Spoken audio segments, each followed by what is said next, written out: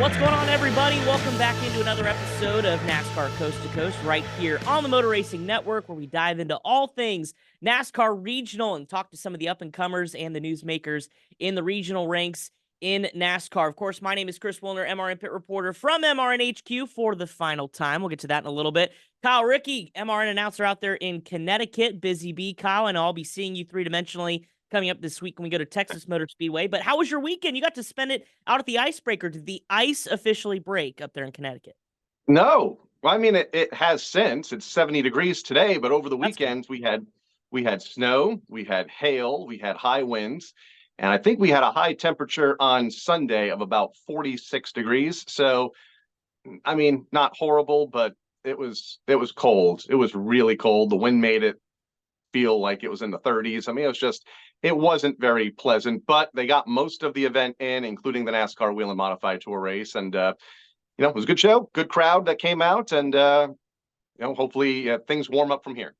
It's one of the very few times that the race car drivers prefer to be in their fire suits in the race car, because they're at least a little bit warmer than the folks in the stands. Looked like a great time, and boy, we're going to get to that plus a ton more here on this week's episode. Of course, we had a full short track weekend, whether you're talking about the NASCAR National Series and some of our regional drivers that are regional graduates that were performing well at the Martinsville Paperclip over the weekend. Of course, the ground pounders, as Kyle mentioned, late models and everything else. Kris Wright joins us to talk all things ARCA and the fact he's also going to make his Tricon Garage debut in the NASCAR Craftsman Truck Series this weekend at Texas, plus a stellar debut, as we mentioned, for all of our regional drivers. We'll get into that as well, including Carson Quapple's big run at Martinsville. But Kyle, you just mentioned it. Let's start with Thompson. You were there. What'd you think of the Icebreaker 150 NASCAR Wheel and Modified Tour? Ron Silk, I mean, we talked about it coming in. He was probably one of the favorites, he and Justin Bonsignor, but to flex his muscle like that, except for one little blip on pit road, I would say was a pretty dominant effort by the defending champ. No, it was. And I think we all thought Justin was going to be a little more involved in the battle for the race win, but he was not. He was so dominant there for many years.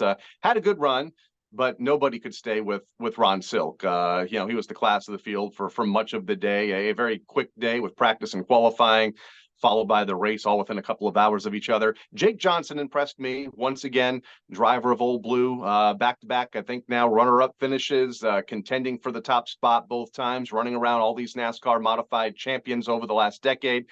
So Jake beginning to come into his own. First, he did it on the short tracks of New Smyrna, and then now the bigger tracks of Richmond and Thompson.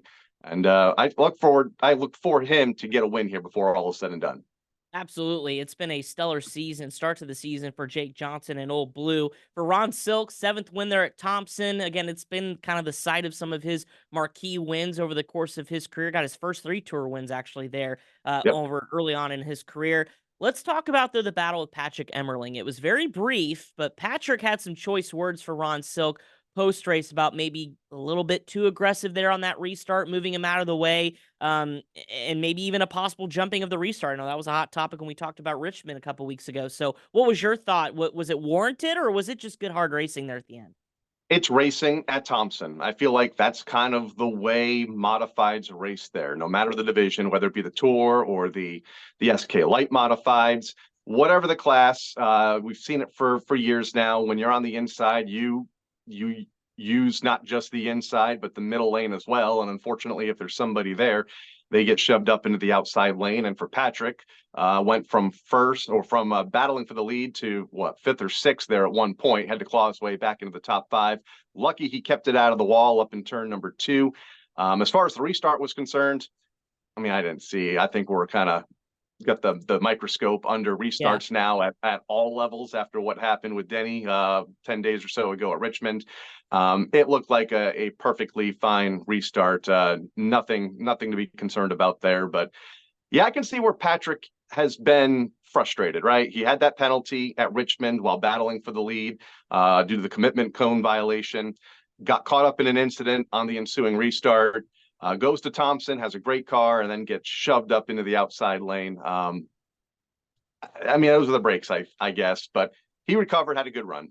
Yeah, that's kind of one of those cases if I got beat and I'm frustrated and I gotta figure out what happened. Right. But Patrick Emmerling, a great run though, finished 3rd. Of course, he is full-time this year. Justin Bonsignor and Tyler Ripkema finished in the top 5 as well. So good run for Tyler. I know you're pretty familiar with him. up in New England. So the next leg, though, Kyle, we got a little bit of a break. It'll be the first of the Granite State Short Track Cup series of races at Monadnock, May 4th. So just a little under a month until we get the tour back on schedule. I know a lot of those drivers pretty thankful to have a break and kind of get reset for the spring and summer stretch. Now, that wasn't all that was taking place at Thompson.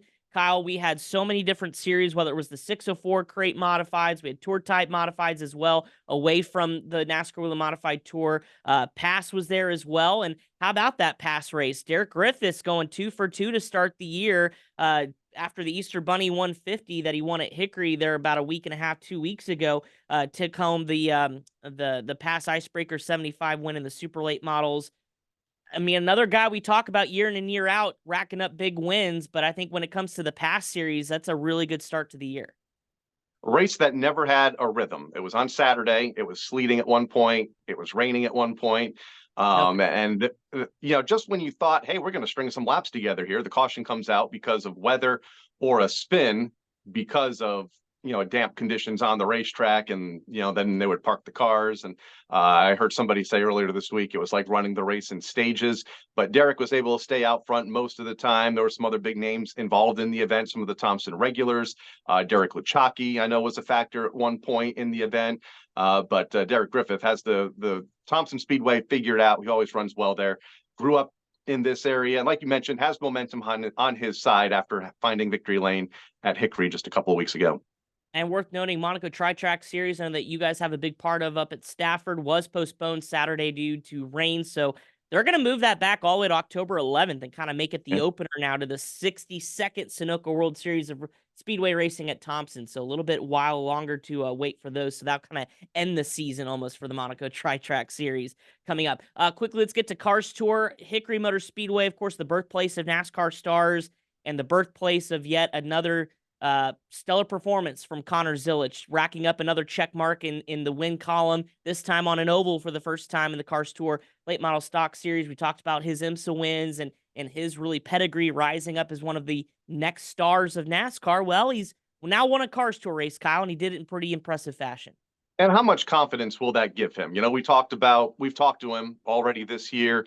We've talked about him on road courses, how at Watkins Glen last year, how well he did in the ARCA Menards Series race. But how much confidence now will this give him, knowing that he can win on an oval and not have to worry about right-hand turns?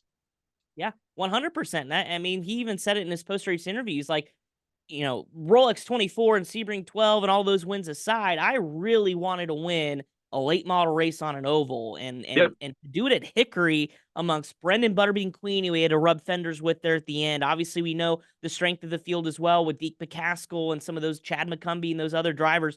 To do it that fashion was certainly a confidence booster, and I don't think he's done yet, either on the late model side or, of course, when we go back ARCA racing as well. I don't think we'll be talking about him getting wins here for the rest of the year to come. So Brendan Queen did finish second, McCumbee third. Cotter Hall, who currently leads the NASCAR Advanced Auto Parts Weekly National Championship standings with like 9 or 10 wins, he finished fourth. And Minnie Tyrell came back with a top 5 finish, had to kind of drive through the field. So really good stuff there. On the Pro Late Model side of things, Kyle Campbell, 2 for 2. I think even shocked himself that he's had this kind of start to the season, such a small family-run organization. Yeah, and that's the key. A small family-run team showing well here in the national spotlight and becoming an early favorite for the Pro Late Model Championship, part of the Cars Tour. I don't want to call it a dominant run, but he was up front, all day, and of course, when it counted the most there at the end. Yeah, and that chassis was bought from the Quapples, who, of course, he's going against Caden on the Pro Late Model side of things. So off to a great start is Kyle Campbell. Smart Tour was at Orange County, Kyle, as we continue to roll through kind of the week that was. And Carson Lofton, again, 16 years of age, 3 wins in 5 Smart races this year. Again, it came after disqualification. Unfortunately, Blake Barney had unapproved intake manifold on his engine. But at the same time, he was there to pounce and made the pass on Jimmy Blewett for what would be the win there with about 16, 17 to go. So, Annette, another impressive performance. What more can you say about this kid? Yeah, Jimmy Blewett finishing in the second spot. But yeah, Carson Lofton, like you mentioned, 3 for 5. I don't want to say he's just, come out of the woodwork and surprised everyone, because we've seen him the last couple of years. Obviously, his family, a lot of history with Southern Modified Racing. You mentioned the DQ by Blake Barney. Late or I guess early this week, the DQ was removed. The appeal was kind of overturned. He was put back in the finishing order in last, so he's going to get points. Okay. I guess the part in question was an oversight, but still marked as unapproved. I'm not sure what all that means, We're going to but need a lawyer to break all this down for us. no disqualification, though. Okay, so remove that asterisk, but at the same time, it looks still like a tip of. I mean, in other series, a DQ just means you're put at the tail of the field. So it's or a penalty, I guess. Maybe not DQ. Right. So okay, we'll call it a penalty. Nonetheless, a win was still stripped from him due to an unfortunate technical infraction. So okay, we'll have to maybe dive into that some other time. But before we get to our special guest of the week, Kris Wright, of course, don't forget Nashville Fairgrounds Speedway celebrating 120 years of racing at the fairgrounds. Kyle, that is some kind of stretch when you look at short track racing. And it was Michael House passing Dawson Sutton, again a two-time track champion, for the win. Kyle, what does Nashville Fairgrounds Speedway and just racing at the fairgrounds mean to short track race? We talk about all the big races there, but NASCAR still trying to possibly race there on the national side. So it's a big, big deal to celebrate 120 years. And that would have been perfect for this celebration to have a NASCAR National Series event there. Unfortunately, that track has undergone so many hurdles in trying to get NASCAR back there, and hopefully it'll happen one day. But yeah, I mean, 120 years, I can't even fathom, what that place looked like so many years ago. Has seen the history of motorsports, Indianapolis Motor Speedway, Salem Speedway, one of the oldest short tracks in the country, and obviously Nashville. So that whole region has seen so much. And I didn't realize it was 120 years old. I knew there was a lot of history at Nashville Fairgrounds, but 120 years going way back. Yeah, 100%. And there's some passionate race fans in that Nashville area as well. And so as those discussions continue on if NASCAR can bring a national series, at the same time, the competition is still fierce and the crowds still pack that place to go watch late model racing. So really good to see Nashville Fairgrounds have a really good opener to 120 years of racing at the fairgrounds. Before we get to Kris Wright in our first break here on the show, how about Martinsville Speedway, Kyle, as we kind of wrap our short track discussion from the week that was in Carson Quapaw. I thought what was really cool is I made the drive up there on Saturday. Yep. Obviously our team at the Motor Racing Network was calling the race, but I wanted to just kind of walk around and kind of take everything in, more so even just as a fan, but to talk to some folks. And I sat down with Carson for a while, and you could almost see the nerves a little bit. Dale Jr. actually decided to come up and basically took Carson under his wing and pointed out during cup practice everything he needed to know, was showing him the line, showing him what they were doing on corner exit of turn 2. And Carson was just a sponge, soaking everything in. He's a great race car driver, but again, when you make your first Xfinity start, there's going to be some nerves there. There's some unknowns there. Didn't really show that when it came to racing on Saturday night. A great job finishing 4th. We were wondering if maybe Bubba Pollard set the bar really high. Well, Carson just said, hold my beer. I just finished in the top 5. So pretty cool 2 for 2 on short track racers on their debut. Good top 5 effort and a good a good clean run, and that's hard to do at Martinsville, especially in the NASCAR Xfinity Series. We saw some pretty big incidents on restarts, especially, and he was able to avoid most of it and come away unscathed and have a good, nice top 5 effort. And like you mentioned, 2 weeks in a row, back-to-back runs between Bubba and Carson, Richmond and Martinsville, both solid performances by 2 drivers that I'm sure we'll see more of here going down the road. So the question is, who's next? Dale Jr.? Yeah, exactly. Can't wait to see your new announcement for more short track racers coming up through the ranks, but good start, 2 for 2 there inside the top 10. So, and a shout out too on the truck side of things Friday night with our regional graduates. I mean, obviously Christian Eckes and that whole McAnally team, Hilgeman Racing team, have been on a roll winning their second race, but you got Ty Majeski, Nick Sanchez, Tyler Ankrum with top 5 finishes, Taylor Gray, Raja Kruth, Sammy Smith was in the truck field. He got a top 10. Hayden Honeycutt rallied for a top 10, and Corey Heim as well. So that just shows you the new wave of drivers starting to make their name for themselves on the national side of things. Now, Kyle, before we go to break, it was also Hendrick Motorsports' 40th anniversary at Martinsville Speedway. Obviously capped it by a history showing 1-2-3 finish for William Byron and Kyle Larson and Chase Elliott. But do you have a memory I mean, you've been with the Motor Racing Network for quite some time and covering this sport. A memory of Martinsville and Hendrick that sticks out to you. Probably that night Jeff Gordon won, before the lights were installed. It was really, really dark. It came down to a late 2-lap overtime finish. I forget what year it was, but it's going back a while now because it was probably 2013. So yeah, we'll go there. Probably that night, a memorable moment on the front straightaway. Huge celebration for Jeff and his, obviously the entire organization. Yeah, and I mean, it was the final win, and it locked him into the championship. So, Yep. kind of a way to put the icing on the cake. I'm gonna have to go.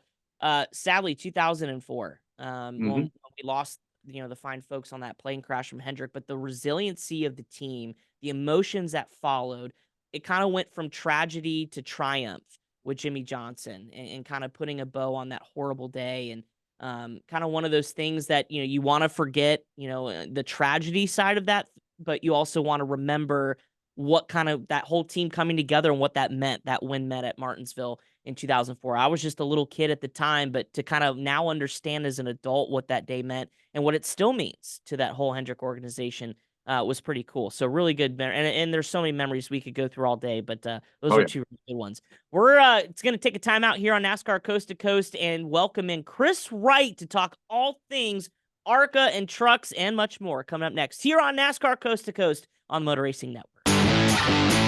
For 3 decades, Racing Electronics has been the #1 choice for scanners, headsets, and all race day communications needs. Racing Electronics provides the ultimate fan experience for the ultimate NASCAR fan. Hear uncensored communication from every team in the race with a scanner from Racing Electronics, or tune into the MRN radio broadcast. To learn more, visit racingelectronics.com today. Be race ready, be RE equipped.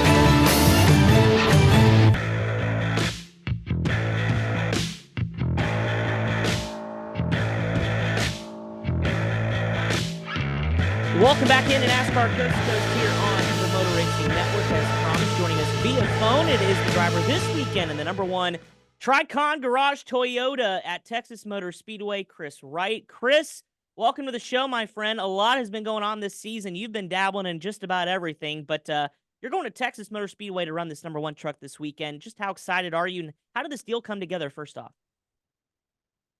Yeah, I'm super, super, super excited. Toyota's really helped me out, put this deal together. It was just a conversation that kind of happened overnight. I was doing the ARCA stuff, and I'm working with all the different Toyota drivers coming up through the different ranks and whatnot. So I reached out to one of the guys at Toyota, said, hey, if there's any truck races that are open, I'd love to see if I can get the opportunity to drive one of them.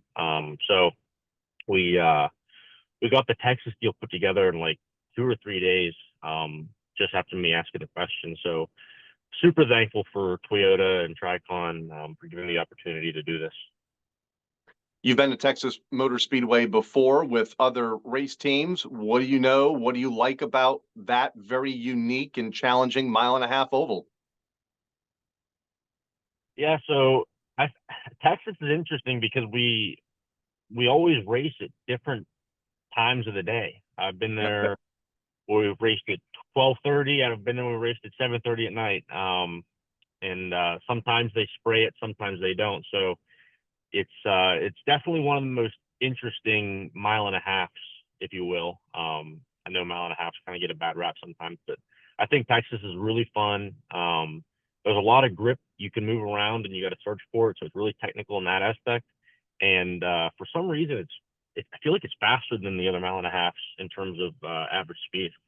So yeah, I love kind of coming down the hill in turn 1 and picking up all the grip, because if you're off the line by just a little bit and don't get to the bottom, you really pay the penalty on exit, just because the grip there is so line sensitive. Yeah, and you had a 12th place finish there a year ago. So with this opportunity with Tricon, was it safe to say this is probably one of the best trucks that you'd be in terms of challenging for a win? We know the type of talent that's been behind the wheel of that one truck over the course of the last couple of years. So now it's your seat. What are the expectations this weekend? That's a great question. Yeah, it's definitely going to be the best, the most competitive car that I've driven in NASCAR. I can say that without a doubt. The expectations, no one's really talked about that. Me, the crew chief, no one on the team have really talked about expectations. I was pretty fast in the simulator, so I personally I'd like to definitely be in the top 10, and if the top 5 is possible, that would just make it unbelievable. I'd be really happy with that. Fast in the simulator, and I love to ask questions that to drivers that mention the simulator. What can you take from that, and how close and realistic is it compared to what you've experienced in person? So I've definitely been in. I've done a lot of simulator time, and it's a lot closer than you think it is. Now sometimes manufacturers can miss the tire model or the track model, and that's just kind of one of those things that happens. But when it's on, it's really freaking close. I personally couldn't tell a difference. Some of the times that I've done post race stuff, getting back from Charlotte Motor Speedway, let's say, and getting in the sim, driving the exact same way that I was on Friday night at the racetrack, doing the same lap time, same lift points, same steering inputs. You can definitely make it to be as realistic as you want it to be, but it's kind of one of those things where if you trust it, it will pay dividends for you down the road and help you out. But yeah, we were pretty good in the sim, and we were just kind of working on just trying to keep the tires under us for the long runs. The speeds there, just kind of managing the tires coming out of 2 is a really big thing at Texas. Yeah, that's interesting you say that too, because as somebody who, I mean, now granted, I would never drove NASCAR, but as somebody who's driven sprint cars and things like that, there's nothing replaces that feel in the seat of your pants, right? Like you drive kind of with your butt almost. You kind of know the feeling of what it's supposed to feel like. So the simulator, although great as they are, they can't really replicate that. That's for sure. But let's talk about, your 2024 season, moving to Venturini Motorsports on the ARCA side of things, 38th finish at Daytona, 12th at Phoenix. How would you assess this move over to Venturini and kind of your ARCA season so far this year as somebody that's been around for a few years and now finding a home at Venturini, which we know, in the championship pedigree that they have, are some of the best cars each and every week? Yeah, for sure. It's way too early to really talk about the start of the season with Venturini. Because Daytona is just kind of luck based, I want to say. Kind of where are you and when are you there? Kind of like what happened with us this year with the wreck that happened. But Phoenix was okay. We made a little contact there at the end of the race, and it really screwed up our front splitter and front pan, and the front grip just kind of went away. So it's just kind of one of those rough start seasons. I don't think there's anything that there's not one thing you can just point at and say, this is what we need to change other than the luck. So I think throughout the season, as the races start ticking off, I definitely think we'll move up in the points. I expect us to, and the team expects us to, because they are, some of the best cars in the ARCA field. So I'm pretty excited for the rest of the year with Venturini, and the stuff they've helped me out with a lot has been really great. I picked up a few rides there at the tail end of last year, and some of those went really well. So yeah, just excited to kind of get some more races under my belt with them, because I know at the end it's going to pay dividends for us. The more we races, the longer we'll be climbing up in points. I think I know the answer to this next question, but I'll let you answer it. But with the ARCA series, it's such a diverse schedule. We talk about it with short tracks and super speedways and intermediate tracks, road courses, 2 dirt tracks toward the end of the year. Where do you think, besides the road courses, that you'll excel here this season? I definitely think I'll excel at the mile and a half. Okay. Those seem to be my favorite, and really excited for Kansas. So we get like a 6-hour test the day before. So super excited about that. I've never tested on a mile and a half before in my life. I've just had the the 20-minute practices that NASCAR gives us. So we're thankful for an actual test session. And I'm also really excited about the dirt. I've never been this excited about going dirt racing in my life, but you know, I know there's a lot of kids that haven't driven these big cars on dirt, and I've had, you know, more opportunities than most of the ARCA field to drive a big stock car on dirt. So excited about that, and excited to get to 2 new dirt tracks because I've never been to either one of them. It's going to be exciting for sure. And you talked about some of your favorite racetracks, including the 1.5 miles, but let's talk about the road courses. I don't know if a lot of people know, but your career kind of started running road courses, whether it was IMSA, even some open wheel stuff back early in your career. What comes to mind now is seeing what Connor Zilich is doing, kind of where his career's kind of started more on the sports car side. Now he's coming over to NASCAR. How critical was those experiences for you being a road racer when you now come over to this side of things and, you know, translate some of what you've learned in terms of the driving mechanics of it and things like that have helped you kind of excel at this level? Yeah, I definitely think the familiarity with knowing kind of what to do at a road course is the biggest help.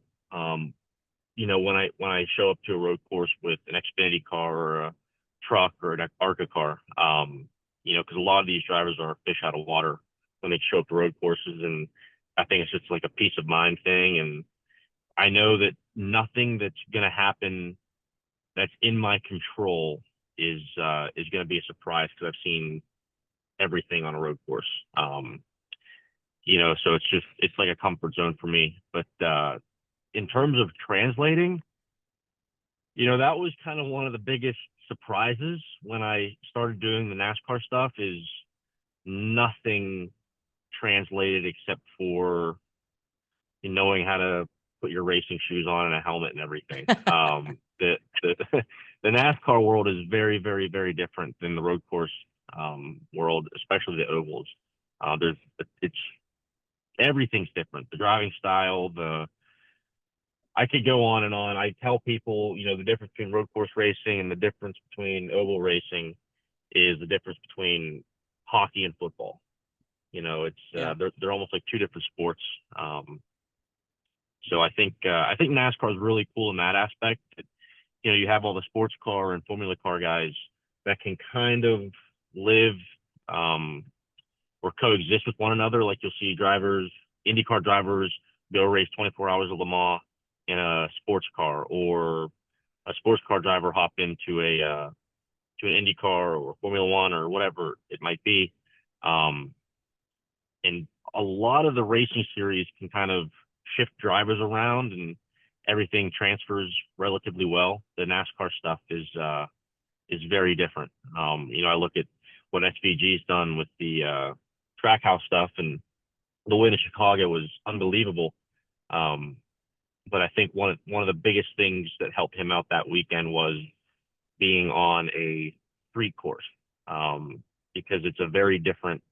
People think street courses and road courses are the same, but when you're looking through a corner on a street course, you're looking at barriers, and you can't see through the corner like you would at whatever road course you might have. So I think his comfort level with just knowing he won't be able to see the other side of the corner, and has been doing it for so many years, so many different weekends, really helped him get that win in Chicago last year. And I do think there's going to be a little bit of learning curve with the oval stuff, and because it's very, very different to just go left.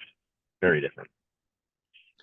My final question for you wants to go back to when you first came into this side of the sport in the ARCA series and in NASCAR, and that was right in the middle of the 2020 season with the pandemic happening.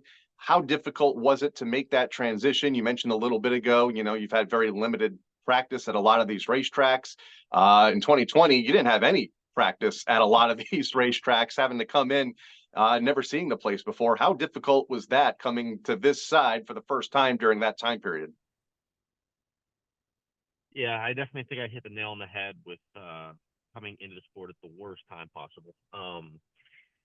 But no, like the biggest thing in racing for a lot of people, and you hear it throughout the garage, is just managing your expectations, right? Like what is reasonable with the, I guess, differences in the equation. What kind of car, what team are you with, who's driving it, how familiar are you with the track, and just you do kind of racing math, and it spits out a reasonable finishing position. So our main goal in the 2020-2021 season, because I haven't ever been to these racetracks before, was just kind of, all right, first stage, we're going to learn the racetrack. Second stage, we're going to see where we're at. Third stage, let's go racing. So that was kind of our game plan, a rough game plan for the 2020 and 21 season. So you've been kind of a journeyman in the sport, over the last couple of years, and now with this ARC opportunity and getting truck rides and things like that, I've seen you all over the place when it comes to NASCAR racing over the last couple of years. What does the future look like? Like, where do you want to be after this year? Full-time opportunities in a series, things like that, because it feels like, I know because of 2020 and how difficult it was, you've almost had to piecemeal kind of your schedule every year, but where do you see maybe the future looking like for you? Where do you want to be, let's say, after this year's over? Yeah, that's a great question. I don't know yet. We haven't started talking about next year yet.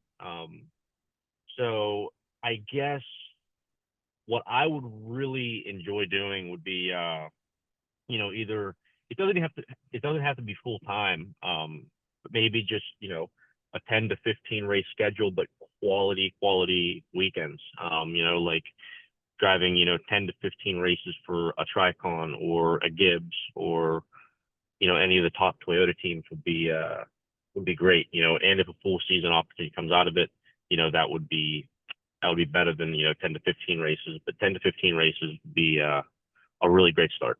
Yeah, absolutely. That's something to look forward to for sure. And I know you're off to a great start here this year in 2024. Before we let you go, I know you avid golfer. I've heard through the rumor mill. It is Masters week.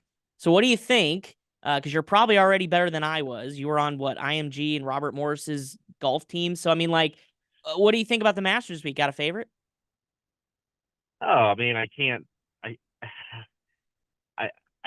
say anybody but Tiger Woods, right? I'm a big Tiger guy. Yeah. I'm a child of the whole Tiger fever back in the late 90s, early 2000s. So he's always my favorite when he's on the entry list. But I'll tell you what, I was in a hotel room in the United Kingdom when I saw him win in 2019, and that was like the coolest thing. I was so happy that he came back and won the Masters, when everyone was doubting him. So just having him in the field it's really cool for me. It's like having my my hometown team in the Super Bowl or World Series or something. Yeah, no, 100%. I'm right there with you. Tiger was my hero as a kid, so seeing him continue to play is awesome. You still get to play much often now, or is racing pretty much taking over your life? Yeah, I got to play a little bit last year. This year it's going to be hit or miss. But if I get out 15 times, 20 times, I'll be very, very happy. Amen. Amen to that. As much as I can play, the better. Well, hey, Kris, I appreciate you joining us on the show, man. Best of luck to the rest of the season. Great job so far this year. And Kyle and I will actually both be in Texas, so looking forward to catching up with you before Friday night's race. Perfect. Thank you guys so much for having me. Absolutely. Kris Wright, driver of the #1 Tricon Toyota this weekend at Texas Motor Speedway, the SpeedyCash.com 250 Friday night at Texas Motor Speedway. Coming up next, some news and notes and the schedule. Busy weekend in short track racing. That's all next here on Coast to Coast on the Motor Racing Network. For 3 decades, Racing Electronics has been the #1 choice for scanners, headsets, and all race day communications needs. Racing Electronics provides the ultimate fan experience for the ultimate NASCAR fan. Hear uncensored communication from every team in the race with a scanner from Racing Electronics, or tune into the MRN radio broadcast. To learn more, visit racingelectronics.com today. Be race ready, be RE equipped.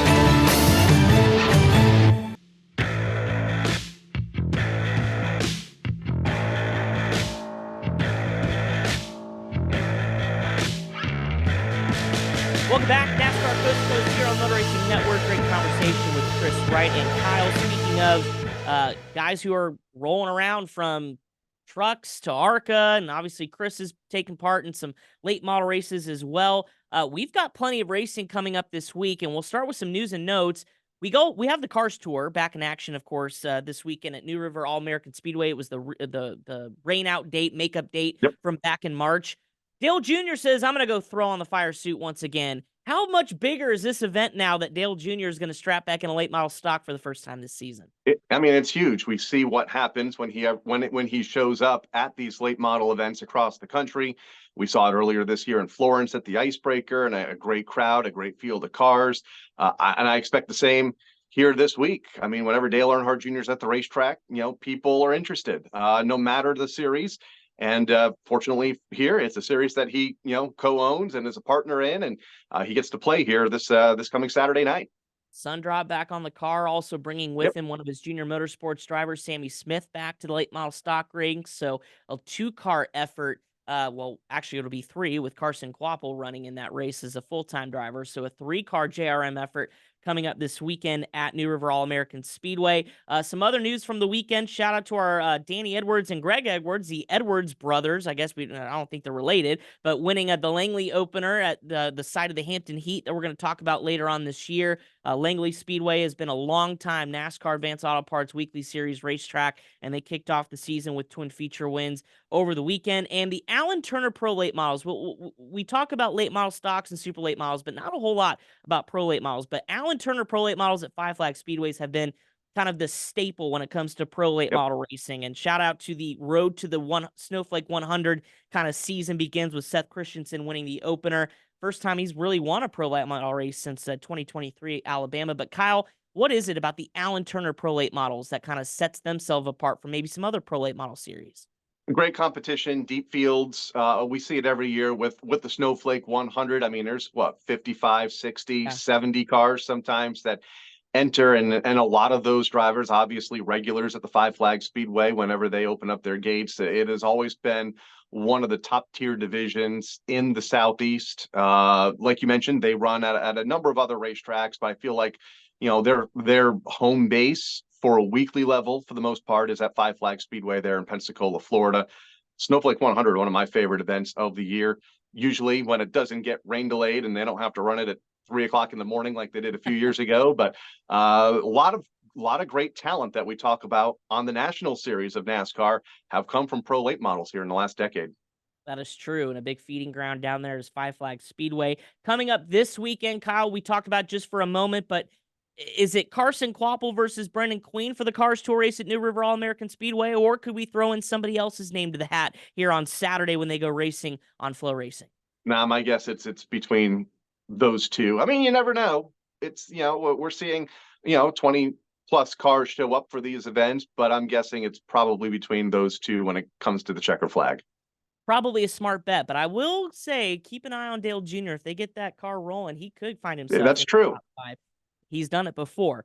Let's talk Smart Tour back in action, I guess, for the final time until they kind of have their 3-week break or so until the end of May. The Hickory 100 at Hickory, of course, a legendary racetrack each and every year. Carson Lofton, a 9-point lead, though. The championship is tight over Luke Baldwin, and 20-point lead over Ryan Newman. Again, can Carson go 4 for 6, or is this maybe a Bobby Labonte can finally get a win? Unfortunately, lost his father this past week, but can he win one for old Bob here this week? That would be fitting for somebody that cut his teeth in the old Busch Series at Hickory Motor Speedway back in the late 80s and early 90s. So we'll see if Bobby can go back there in an open wheel car here, part of the Smart Tour, and perhaps get a win. But Carson Lofton will be tough. He has momentum on his side right now. Such a great start to the year. Luke Baldwin can strike at any time, no matter where he goes. Such a talent, whether it be up here in the Northeast or down here in the early part of the season on the Smart Tour. And you're right, they get a little bit of a breather here for some of them. Others will be, at Bowman Gray Stadium on Saturday nights. Others will come back up here in the Northeast. Obviously, the Stafford Springs Sizzler right around the corner, and then some of the other big regional series up here in New England about to take place as well to kind of open up the spring season up here. Yeah, the floodgates about to open up in New England. Some other racing this weekend, of course, ASA Southern Super Series back in action at Montgomery. weekly action for the NASCAR Advanced Auto Parts Weekly Series at Florence, Langley, South Boston. And of course, the American Canadian Tour opens up its series with a dual event with the Pro All-Star Super Series, 4th Annual Northeast Classic up at New Hampshire Motor Speedway, the Magic Mile, $5,500 to win for the ACT Tour coming up this weekend on Saturday. 50-lapper for the Pass Series as well. Tour-type mods, 604 mods, you name it. That is a huge weekend up there at New Hampshire Motor Speedway, and it's going to be one to watch for sure. Kyle, with all that being said, what happened last week, kind of newsmakers this week, who is K-Rick's driver of the week this week? I'm going to pick somebody that I saw do well, and that is Derek Griffith. Racing Mother Nature, racing the competition, racing a wet racetrack and the cold weather. Had a good run to open the year up at the Thompson Speedway Motorsports Park on Saturday. Survived a lot of different elements in trying to get there, and now we'll try to carry that into the New Hampshire Motor Speedway this weekend. So I'm going to go with Derek Griffith on his win at the Icebreaker just a couple of days ago. Pat on the back, Derek Griffith. Nice job so far in 2024. Thank you, Kyle, for your driver of the week. And with that, we cap our final show, at least on my end, doing this here at 555 MRN Drive. It has been an incredible run for the Motor Racing Network here in this facility, now being shared with Racing Electronics. We relinquish that as we make our new home at the new NASCAR Productions facility just down the road here in Concord, North Carolina. Kyle, we've had a lot of good times in here. You've had plenty of good times doing this show for well over a decade.